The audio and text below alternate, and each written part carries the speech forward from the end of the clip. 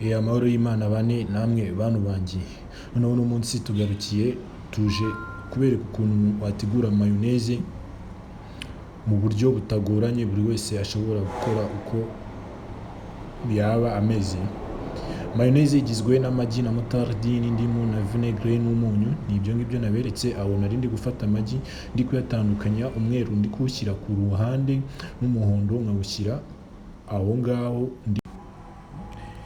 Yego, ubwo nari ndi gutandukanya umweru n'umuhondo, umweru nkawukuramo gutyo neza,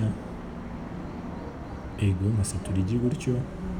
Ariko mwibuka kujya kuri YouTube channel ni Chef Atanazi, mugakora subscribe, share na comment, kubera ko ni ingenzi kugira ngo tujye tubasha kubana buri munsi umuntu nkawushyira aho ngaho.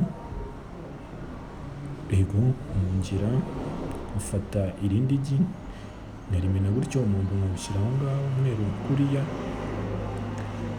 narangiza nkashyiramo moutarde. Iyo ni moutarde kubera ko uriya moutarde muri mayoneze nayo iba ari ingenzi. Mwibuka kujya kuri YouTube channel ni Chef Atanazi, mugakora subscribe, share na comment na like.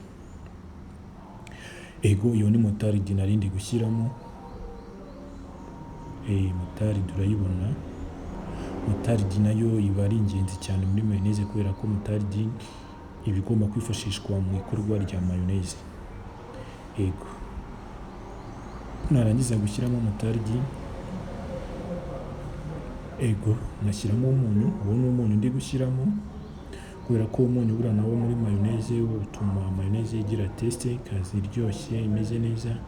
Uwo ni umunyu ndi gushyiramo. Impamvu nshyizemo umunyu ungana gutyo biterwa n'iyo ugiye gukora uko uba iri buze kuba ingana.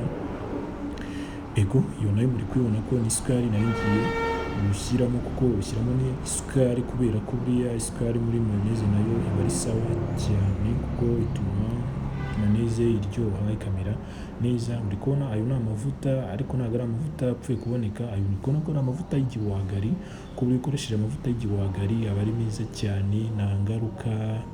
Mbese wumve ngo amavuta y'igihwagari ni meza cyane mu mubiri. Niyo mpamvu ariyo ngiye gukoresha muri no mayoneze turi gukorera hano hamwe.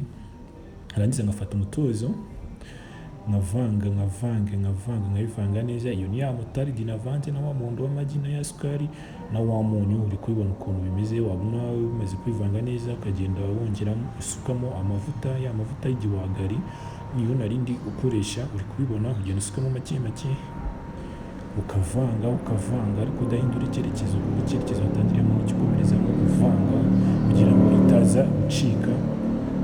Uri kubibona uko biri kugenda bifatana.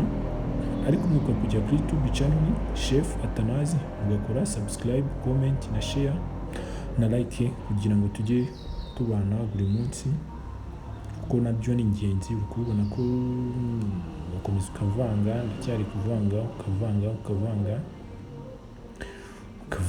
Uri kubona